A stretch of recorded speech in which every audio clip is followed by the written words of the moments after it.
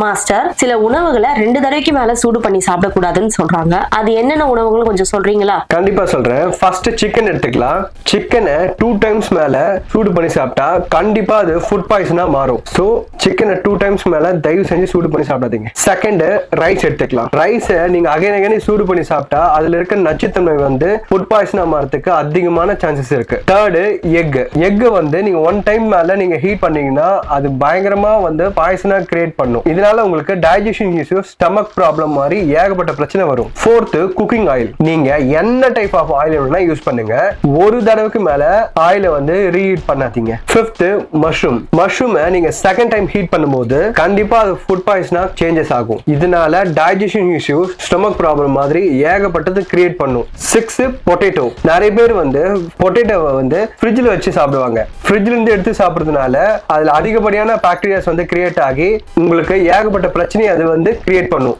நீங்க இதுல வந்து எதை நீங்க ஃபாலோ பண்றீங்கன்னு மறக்காம கமெண்ட் பண்ணுங்க.